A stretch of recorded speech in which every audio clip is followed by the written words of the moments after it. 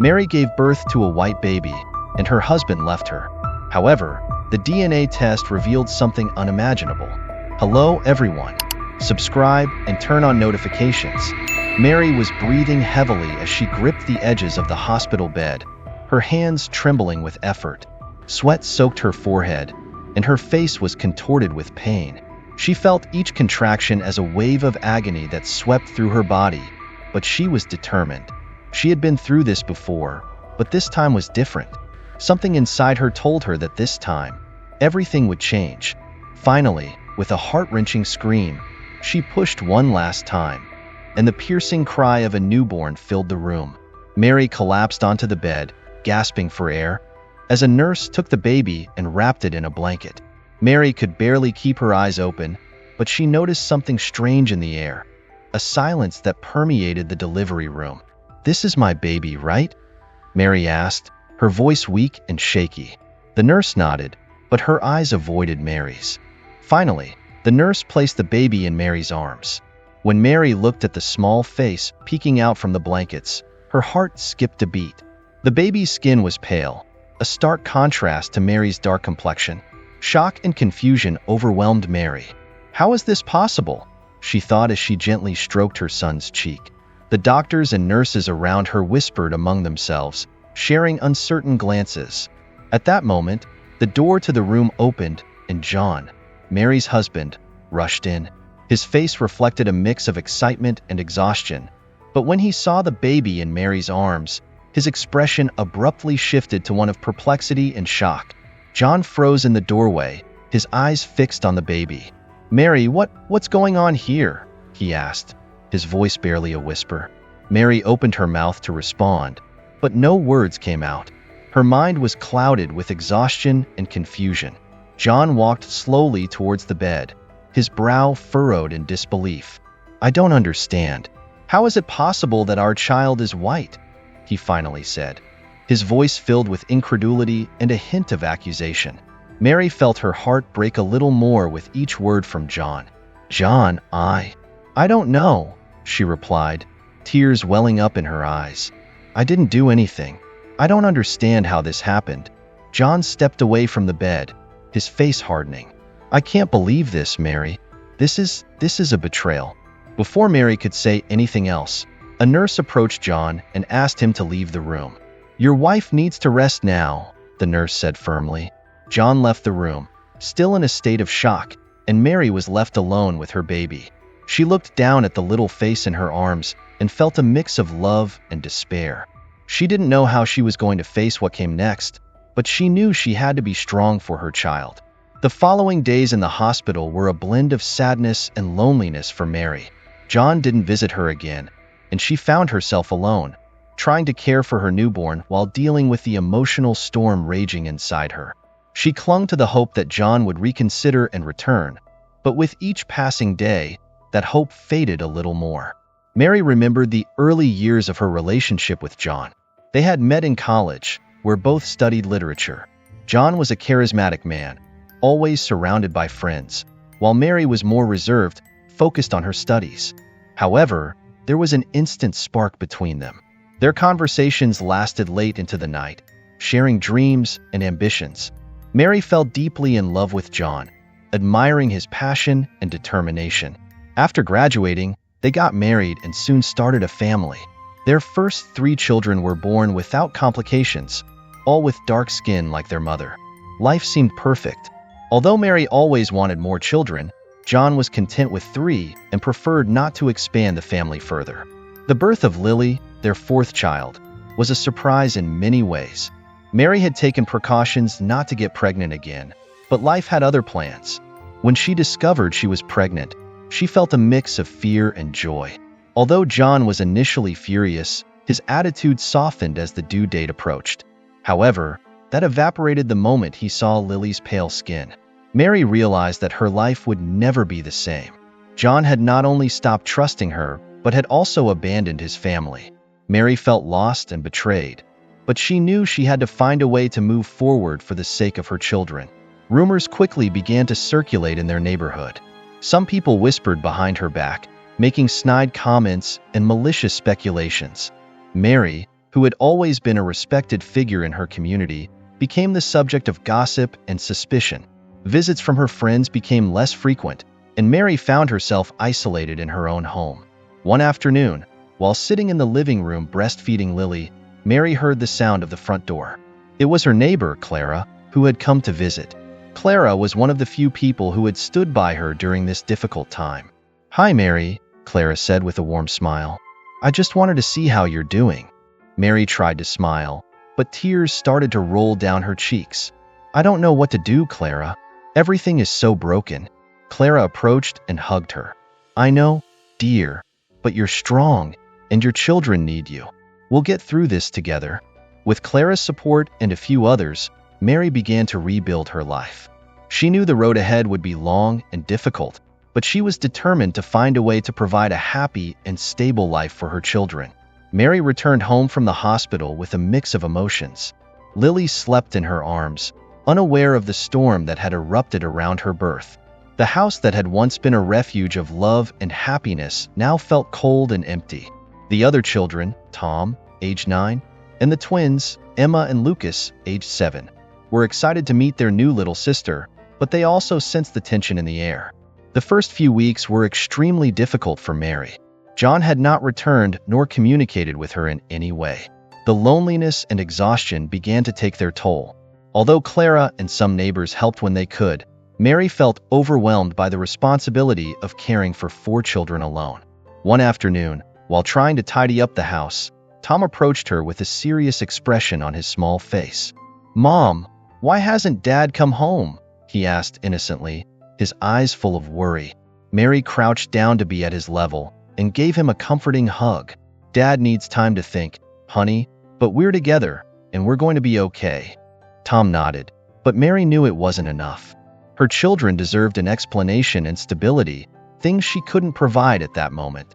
Desperate to find a solution, Mary decided to call a meeting with the head of her children's school.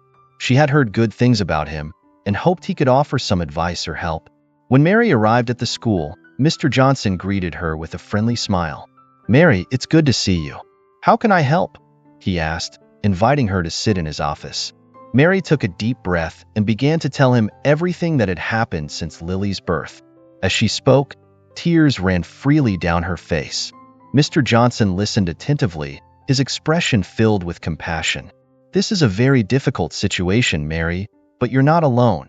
There's a community here that can help you.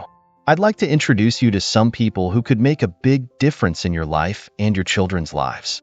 Mr. Johnson organized a meeting with some members of the local community. They were people from different backgrounds, but they all shared a desire to help those in need. Mary felt overwhelmed by the warmth and support she received at that first meeting. For the first time in a long time, she felt a spark of hope. With the community's support, Mary began to rebuild her life. The mothers in the community took turns caring for her children while she looked for work. Mr. Johnson became a close friend and a constant support, always willing to listen and offer advice. One day, while Mary was at a community meeting, Mr. Johnson made an unexpected proposal. "Mary, I've been thinking, how would you like to work at the school? We have an opening for an administrative assistant, and I think you'd be perfect for the job." Mary was surprised by the offer. It was an opportunity she had never considered, but the more she thought about it, the more sense it made. She accepted the job with gratitude, knowing it was an important step toward stability. Working at the school not only provided her with income, but also gave her a routine and a purpose. The children quickly adapted to their new life. Tom, Emma, and Lucas seemed happier, and Lily grew up surrounded by love and care. Mary felt stronger every day, although there were still moments when sadness and uncertainty overwhelmed her. One afternoon, while Mary was sorting through some papers in the office, Mr. Johnson entered and sat down in front of her. "Mary, I've noticed how much you've changed in these last few months. Your strength is inspiring." Mary smiled shyly. "I don't know what I would have done without your help, Mr. Johnson. You and the community have been my salvation." Mr. Johnson looked at her seriously. "Mary, I want you to know that I'll always be here for you, not just as a friend." Mary remained silent, processing his words. She felt something special for Mr. Johnson, but she wasn't sure if she was ready to move on. However, Life had its own plans, and things began to change between them as the months went by. Mary gradually adapted to her new life. Working at the school not only provided financial stability, but also a sense of belonging and purpose. The days were long and demanding, but Mary found comfort in the routine and in the constant support of Mr. Johnson and the community. Mr. Johnson and Mary started spending more time together, not only at work, but also outside of it. They organized outings with the children, visits to the park, and community dinners that became moments of joy and togetherness. Mary increasingly appreciated Mr. Johnson's company and the way he interacted with her children, especially with Lily. One afternoon, while Mr. Johnson and Mary were walking in the park with the children, Emma tripped and scraped her knee. Mr. Johnson immediately knelt to comfort her, showing a kindness and tenderness that touched Mary's heart. At that moment, Mary realized that Mr. Johnson had not only been a pillar of support, but had also started to occupy a special place in her life and in her children's lives. However, the ghosts of the past still lingered. John had completely disappeared from their lives, and although Mary had begun to accept his absence, there were nights when the memories flooded her. She remembered the happy moments they shared and wondered how everything had changed so drastically. One day, while Mary was at home preparing dinner, she received an unexpected call. It was John's mother. "Mary, we need to talk," she said urgently. "John wants to see the children." Mary felt a knot in her stomach. She wasn't ready to face John, but she knew her children deserved to see their father. After a long conversation, they agreed that John would come to visit the following weekend. When the day arrived, Mary was nervous. She didn't know what to expect from John, but she was determined to stay calm for the sake of her children. John arrived on time, and to Mary's surprise, he seemed to have changed. He was thinner, and his eyes reflected a deep weariness. "John," Mary said, trying to keep her voice steady, "the children are in the garden." John nodded and walked toward the garden. The children greeted him with a mix of excitement and caution. They hadn't seen him in almost a year and a half, and although they missed him, they also resented his absence. Mary watched from a distance as John tried to connect with his children. He brought gifts and asked them questions about school and their activities. Tom, always the most observant, stood apart, watching his father with distrust. After a while, John approached Mary. "I need to talk to you," he said seriously. Mary led him to the living room, and they sat in silence for a few moments. "Mary, I know I've hurt you a lot," John began. "I left because I didn't know how to handle what happened, but I've realized that I made a mistake, and I want to make things right." Mary looked at him intently, her emotions raw. "John, you abandoned us when we needed you most. You can't just come back and expect everything to be like before." John lowered his head, feeling the weight of his actions. "I know, Mary, and I don't expect you to forgive me right away. I just want a chance to be present in my children's lives." Mary sighed, knowing that this decision wasn't hers alone. "I'll talk to the children. If they agree, you can see them, but this isn't going to be easy, John. You have to prove that you're committed." John nodded, grateful for the opportunity. "Thank you, Mary. I promise I won't let you down." The following weeks were a period of adjustments. John began visiting the children regularly, and although it was difficult at first, they slowly began to rebuild their relationship. Mary watched carefully, making sure that John kept his word. Meanwhile, the relationship between Mary and Mr. Johnson continued to evolve. Mr. Johnson was patient and understanding, knowing that Mary needed time to process everything that was happening. Her feelings for him deepened every day, and although there were still doubts, Mary began to imagine a future together. One night, after a community meeting, Mr. Johnson walked Mary home. "Mary, I've been thinking a lot," he said as they walked under the streetlights.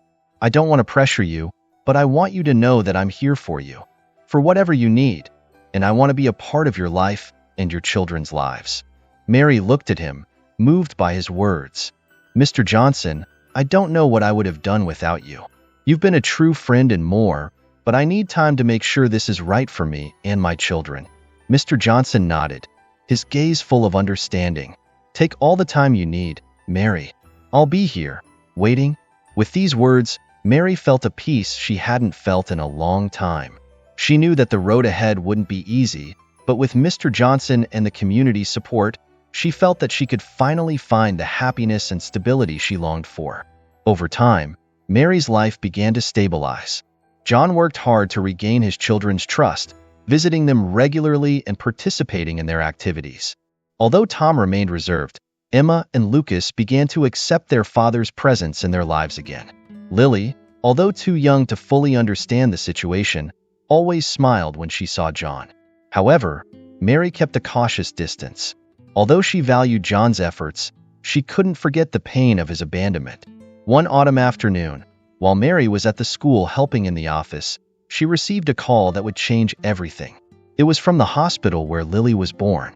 The voice on the other end of the line sounded serious and concerned. "Mrs. Mary, we need you to come to the hospital to discuss some important test results regarding Lily," said the nurse. Mary's heart raced. "Is everything okay? What's wrong with my daughter? Please come as soon as you can. It's important," the nurse insisted. Mary dropped everything and rushed to the hospital, her mind filled with worry. Upon arrival, she was met by Dr. Miller, who led her to a private room. "Mrs. Mary, we've reviewed the genetic test results for Lily, and there's something you need to know," Dr. Miller began, his expression grave. Mary sat down, feeling her hands tremble. "What is it, doctor? Is Lily okay?" "Lily is fine physically," Dr. Miller replied, but the results revealed something unexpected. According to the tests, Lily is not John's biological child. Mary's world came to a halt. "What? That can't be. John is the only man I've been with." Dr. Miller nodded, understanding her confusion. "We know, Mrs. Mary, but the results are clear. Lily has a genetic marker that doesn't match John's. This led us to investigate further, and we discovered a genetic heritage that could explain it." Mary sat in silence, processing the information. "What does this mean?"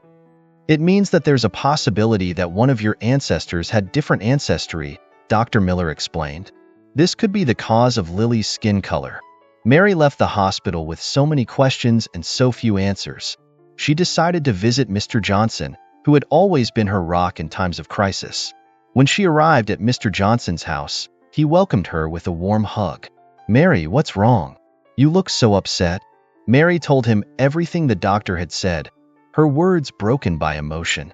Mr. Johnson listened patiently, his expression shifting to a mix of surprise and curiosity.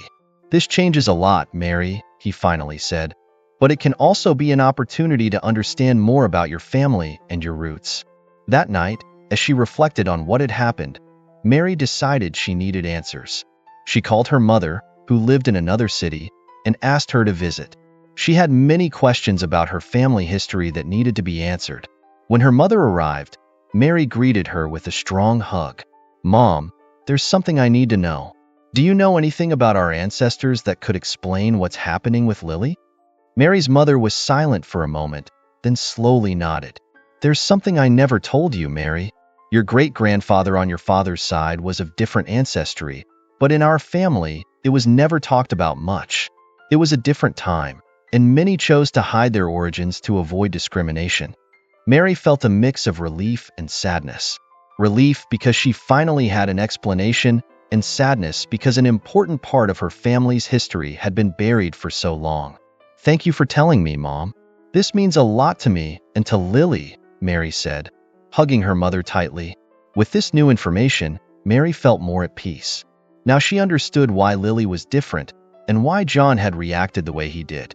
She decided to talk to John and tell him what she had discovered. John arrived at Mary's house that afternoon, visibly nervous. "Mary, what's going on? You said it was urgent." Mary invited him to sit down and explained everything she had discovered about her family heritage. John listened in silence, his face showing a mix of surprise and regret.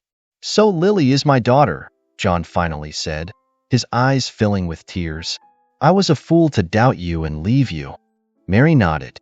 "Yes, John, but we can't change the past. We can only decide how we move forward." John leaned forward, taking Mary's hand. "I want to be a part of my children's lives, Mary, and if you give me a chance, I want to make amends with you too." Mary gently withdrew her hand. "John, I've moved on. Mr. Johnson has been a great support for me and the children. We need time to heal, but you will always be welcome in the children's lives.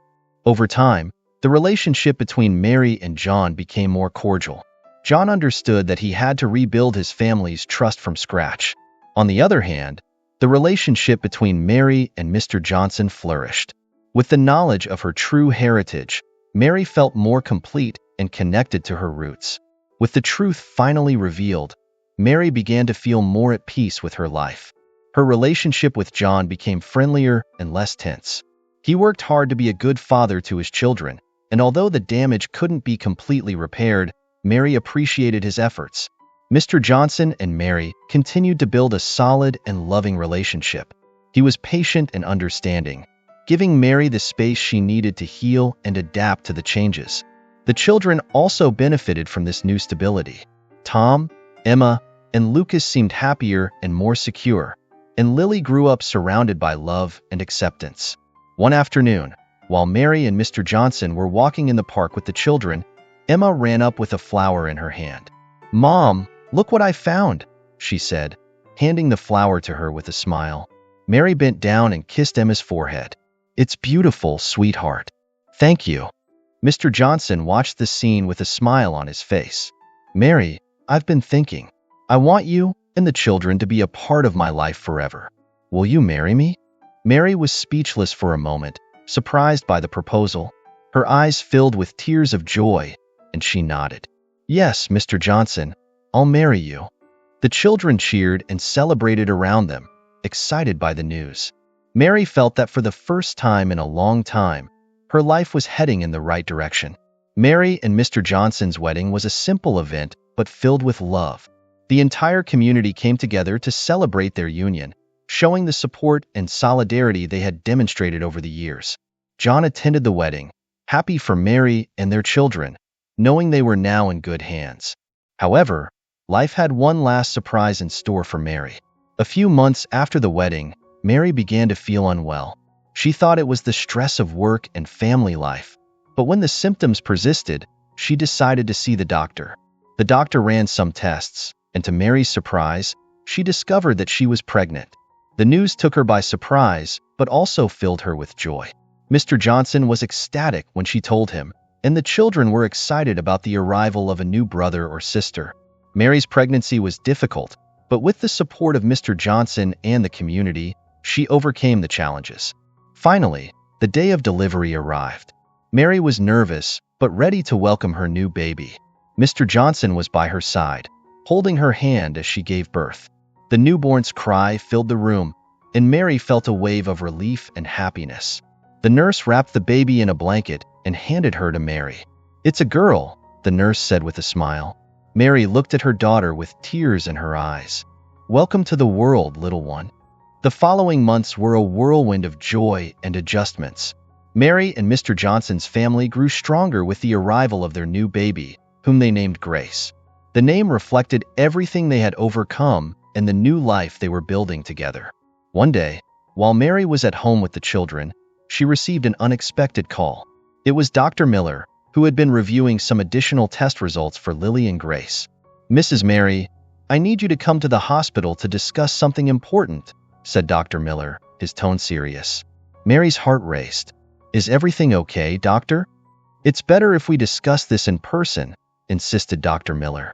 Mary arrived at the hospital with Mr. Johnson by her side.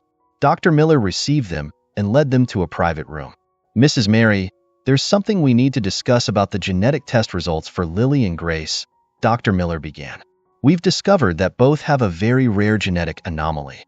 This doesn't affect their health currently, but it's important for you to know for future medical checkups." Mary and Mr. Johnson looked at each other, concerned but determined to do whatever was necessary to ensure their children's health. "Thank you for letting us know, doctor. We'll make sure to do the necessary checkups," Mary said firmly.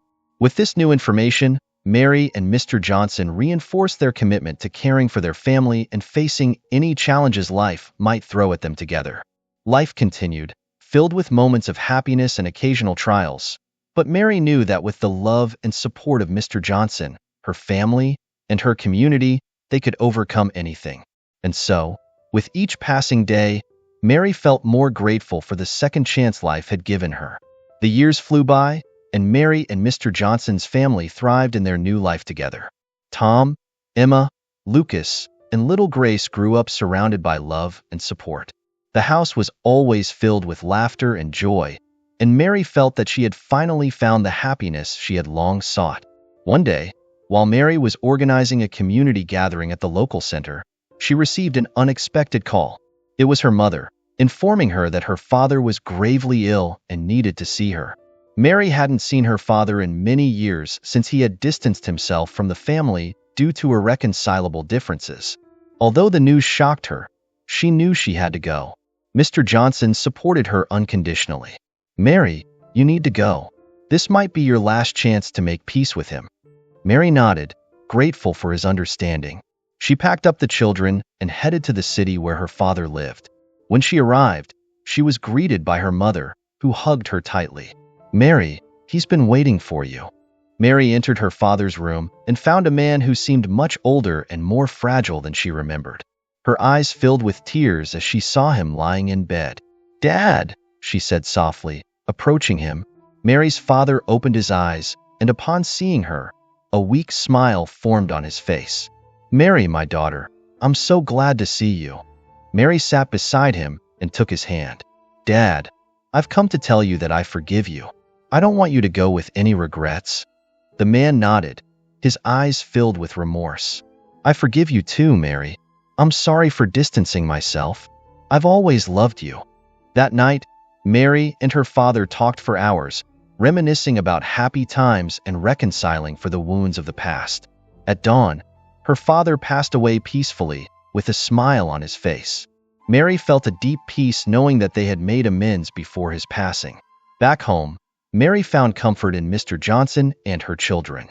The experience of losing her father reminded her of the value of family and the importance of being united. Meanwhile, John continued to strive to be a good father to his children. Although he could never fully make up for lost time, his efforts did not go unnoticed. Tom, Emma, and Lucas began to open up more to him, and Lily always greeted him with a smile. One day, John invited Mary and the children to a picnic in the park. Mary accepted, knowing how important it was for the children to spend time with their father. During the picnic, John approached Mary. "Mary, I want to thank you for giving me another chance with the children," he said, his voice full of sincerity. "I know I've made many mistakes, but I'm working to be a better man and a better father." Mary nodded, appreciating his words. "I know, John, and the children need their father. I'm glad to see you're making an effort." The day passed in harmony, with laughter and games, and Mary felt that they had finally found a way to coexist peacefully. However, life had one last surprise for Mary. One afternoon, while she was at home preparing dinner, she received a call from her lawyer. "Mrs. Mary, we've received a letter from someone claiming to be your relative. It seems there's more to your family history than we know." Intrigued, Mary met with the lawyer, and they reviewed the letter together. The letter was from a woman named Rebecca, who claimed to be Mary's cousin on her great-grandfather's side. Rebecca wanted to meet Mary and share more about their side of the family that had been hidden for so long. Mary decided to accept the invitation and traveled with Mr. Johnson and the children to meet Rebecca. When they arrived, they were warmly welcomed. Rebecca showed them old photos and told them stories about their great-grandfather and his struggle to be accepted in a society that wasn't always kind to people of mixed ancestry. Mary felt overwhelmed by the amount of information, but also grateful for the opportunity to learn more about her roots. Rebecca showed her a family tree she had created, which included all the family members. Mary was surprised to see how many relatives she had never known. "I want our children to grow up knowing where they come from," Rebecca continued. "It's important for them to know their history and be proud of it." Mary nodded, excited by the newly discovered connection. "You're right, Rebecca. I want my children to know and feel part of this extended family." The reunion with her lost family brought a new perspective to Mary's life. She decided to organize a large family gathering where everyone could meet and share their stories. The reunion was held at her home and was an event filled with laughter, tears, and much love. The children quickly adapted to their new cousins and enjoyed learning about their heritage. Tom, always curious, dedicated himself to researching more about the family history and wrote an essay for school that was very well received. Mary and Mr. Johnson found a new strength in this family connection. They felt that their children were growing up in an environment enriched by diversity and understanding of their roots. Each day was an opportunity to learn and celebrate their history. One afternoon, while Mary and Mr. Johnson were sitting in the garden enjoying the sun and watching the children play, Mr. Johnson took Mary's hand. "Mary, we've been through so much together. I'm grateful for every moment, even the difficult ones, because they've made us stronger." Mary smiled and rested her head on Mr. Johnson's shoulder. "Me too, Mr. Johnson. I couldn't have asked for a better partner in this life. Thank you for always being by my side." The love and support of Mr. Johnson had been crucial for Mary to overcome the darkest moments of her life. Together, they had built a strong and loving family and were ready to face whatever the future held for them. But fate had one last surprise in store for Mary. One day, while going through old family papers, she found a letter that seemed to have been written by her great-grandfather. The letter was addressed to his wife and spoke of his dreams and hopes for the future of their family. In the letter, he mentioned a valuable family treasure, a ring that had belonged to his grandmother and was to be passed down to his granddaughter. Mary found the ring hidden in an old safe, and when she put it on, she felt a deep connection to her family's history. Back home, Mary and Mr. Johnson decided to use part of the inheritance to improve the community. They donated funds to the school and created scholarships for needy students, ensuring that her great-grandfather's legacy had a positive impact. The family grew even closer, and Mary found an inner peace she had never known before. She had closed the circle of her past, embraced her present, and prepared a bright future for her children. One day, while everyone was gathered in the garden, Tom approached Mary with a smile. "Mom, I've been writing a book about our history. I want everyone to know where we come from and how we got here." Mary hugged him proudly. "That's wonderful, Tom. Our history is something we should always remember and share." With love, resilience, and a deep connection to her heritage, Mary and her family continued moving forward, knowing that no matter what challenges they faced, they would always have the strength of their family and community to support them. I hope you enjoyed the story. Give it a like, comment, and share. Thanks for watching.